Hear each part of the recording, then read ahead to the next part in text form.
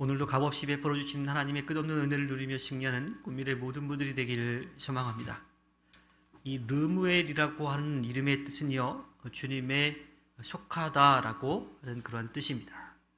그리고 오늘 말씀에도 나오지만요, 르무엘의 어머니는 그의 아들을 얻을 때에 주님께 서원을 하고 얻은 것을 알 수가 있지요.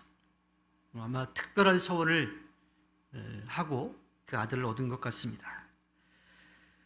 임금은 여자들을 접하거나 취할 기회가 많이 있었죠. 그래서 르무엘의 어머니는 이 아들에게, 임금인 아들에게 여자들에게 유혹당하지 말라고, 그 여자들에게 집착하지 말라고 권면을 하고 있습니다. 사실 세상의 많은 왕들도 그랬지만요, 이스라엘에 이름이 있는 왕들도 다 여자들의 유혹에 넘어가서 죄를 짓고 말았습니다. 다윗의 삶을 이 은혜에서 심판으로 이렇게 바꾸었던 일이 바로 밧세바를 간음한 그러한 사건이었죠.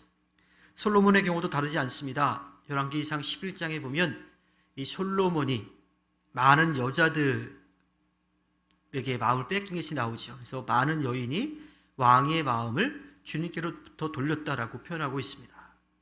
물론 정치적으로 또 이 나라를 지배하기 위한 하나의 방법이었었지만 주변 나라에 있는 수많은 여인들을 왕비로 삼고 후궁으로 삼으면서 문제가 발생을 했던 거예요. 거기까지만 가서도 좀 나았을지 모르겠지만 솔로몬이 직접 우상을 위해서 신전도 지어주고 또 제사에도 함께 했던 것들, 그 일로 인해서 솔로몬도 결국은 넘어질 수밖에 없었습니다. 잠언 31장의 말씀을 다시 한번 좀 보면요, 르무엘이라고 하는 왕에게 그의 어머니가 왕으로서 또 아들에게 어떻게 살아가야 될지에 대해서 가르쳐 주고 있지요. 한 나라의 왕은요, 어려운 판단을 내려야 하고요, 또 그 판단에 대한 책임을 져야만 했습니다. 그러한 왕이 주의해야 될 일이 무엇인지 그 어머니는 분명하게 이야기를 해주고 있죠. 그 권면을 살펴보면요, 사실 왕에게만 하는 이야기가 아니라 어머니가 사랑하는 아들을 위해서 해주고 있는 이야기예요. 즉 왕만이 아니라 이 땅을 살아가고 있는 우리 모두가 이 르무엘의 어머니의 권면을 들을 수 있어야 하는 거지요. 먼저 이 쾌락과 죄의 유혹에 빠지지 말라고 권면하고 있습니다. 유혹은 언제나 우리에게 있습니다. 올바른 길에서 벗어나도록 계속해서 우리를 넘어뜨리려고 하지요.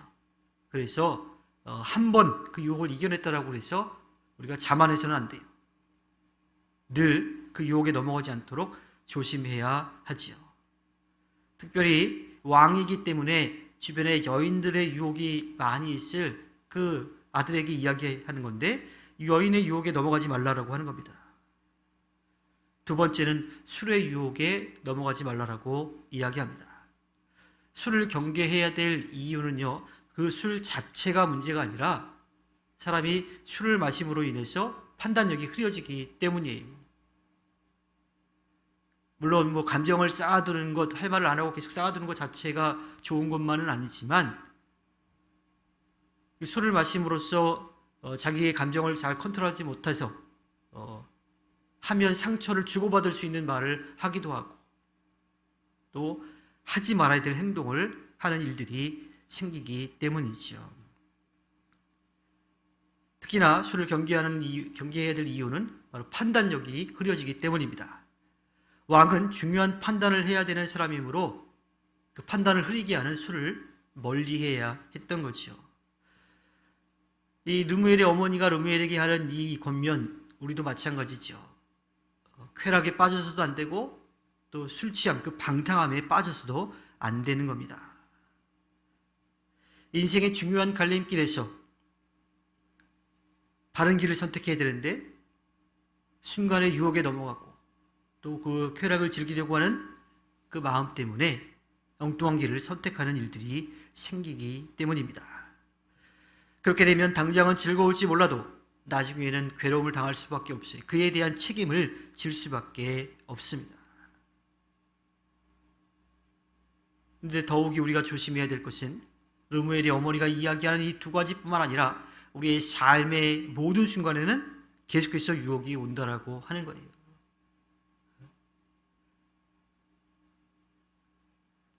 권력에 대한 욕심도 생겨나죠. 돈에 대한 욕심도 생겨나죠. 때로는 가족들, 자녀들에 대한 욕심도 생겨나기도 하고요. 우리를 넘어뜨리려고 하는 유혹은 삶의 곳곳에 언제나 있습니다. 따라서 우리의 삶 가운데 우리를 넘어뜨리려고 하는 그 유혹에 넘어가지 않도록 늘 조심해야 됩니다. 그런데 우리 힘으로 할 수 없다라고 하는 거예요. 한 번 넘었다고 끝나지 않습니다. 또 이거 유혹 이겨냈다고 그 유혹으로 끝나지 않아요. 더 많은 것들, 더 다양한 것들이 계속해서 우리를 넘어뜨리려고 하기 때문이죠.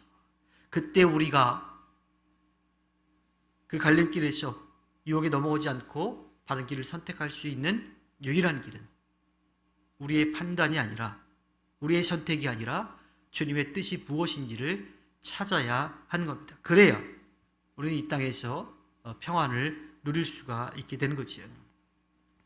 우리가 또 그때 기억해야 될 것은 우리 스스로가 판단할 수 없다라고 하는 겸손한 마음이 있어야 돼요. 우리 힘으로 스스로를 바른 길로 이끌어 갈 수가 없습니다. 특별히 이 왕이 해야 될 일들 가운데 자신의 힘으로 스스로를 변론할 수 없는 사람, 그리고 먹기 살기 어려운 사람들의 형편을 헤아려 가지고 공정한 재판을 해야 되는 거예요. 또 그 마찬가지로 힘과 권력이 있는 사람들, 돈이 있는 사람들 앞에 굽신거리면서 그들에게 유리한 그런 구분 판단을 해서도 안 되는 거죠. 자기에게 주어져 있는 그 상황들을 모면하기 위해서, 또 거기서 좀 더 세상적으로 나은 방법을 선택하려고 하면 힘없는 사람들을 그들 생각하지 않으면 돼요. 힘 있는 사람들, 그들에게만 유리한 판결을 해주면 되는 거예요. 그런데 왕이 해야 될 일은 법 앞에 모두가 다 평등하게 판결을 해 주어야 하는 겁니다. 어쩌면 조금 더 힘이 없고 지쳐있는 사람들, 그들을 사랑하는 마음으로 그렇게 판결을 해야 할 수도 있지요. 이는 왕이나 재판관에게만 해당되는 일이 아닙니다. 이 땅을 살아가는 우리 모두에게도 해당되는 이야기예요. 무엇이 바른 길이고 그런 길인지를 선택할 때 내가 먼저가 아니라 힘에 부처하고 지쳐있는 이들을 먼저 생각하는 것, 그리고 그들을 생각할 수 있도록 하나님의 뜻이 무엇인지를 찾는 우리의 삶이 되어야 하는 겁니다. 힘에 겨워 살고 있는 사람들, 그들을 생각하는 것, 그들을 위해 우리가 기꺼이 나누는 것, 그것이 주님께서 기뻐하시는 일입니다.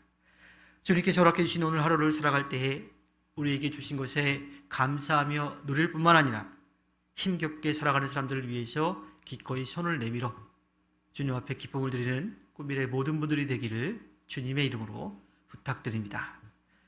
기도하겠습니다.